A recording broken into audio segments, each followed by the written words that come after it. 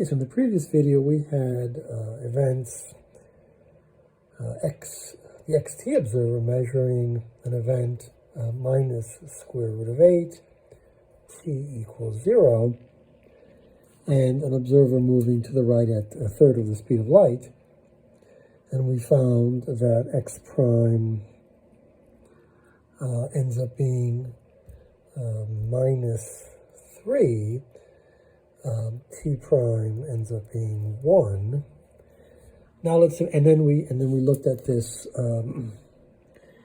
from the other perspective where we had given this, we had to derive this. Let's do the same thing, but let's think of this observer as being at rest, and so this observer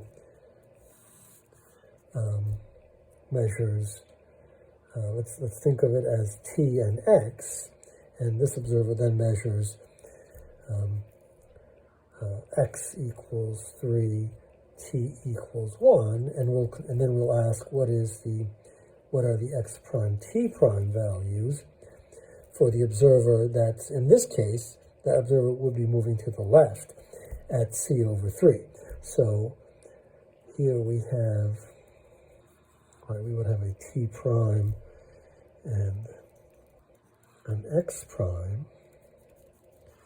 Right, we kind of always have the convention that the prime involves non-orthogonal axes.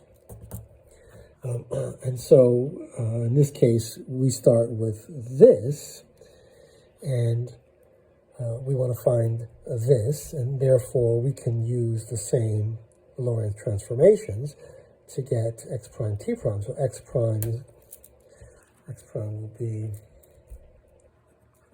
it's the gamma factor, which is still 3 over root 8, times, in this case, now we have the x and t values. We have minus 3.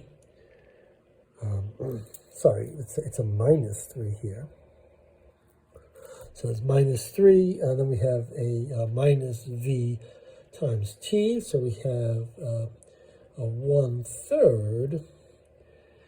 But the motion of the x prime t prime observer is to the left, so we have a minus sign there. So we end up with a plus sign there. So we get a 1/3, and this gives us a 3 over root 8 times, it's the common denominator is 3, so we have minus 9 plus 8, so we have minus 8 over 3, and so we end up with minus 8 over root 8, but then we multiply by root 8 over root 8 to get rid of the square root of 8 on the bottom, so we get rid of the 8 over 8, and so we end up with minus the square root of 8, which is what we know we need to get. And then we can do t prime. The gamma factor is the same, 3 over root 8. The t value is 1, so we have 1, and we have a minus 1/3 for v, and we just have a 1.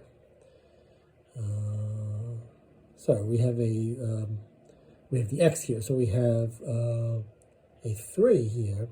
That's what this minus 3. So we have a 3 here, and we end up with 1 minus 1, which is 0. And so we recover the x and t by using whichever perspective we want.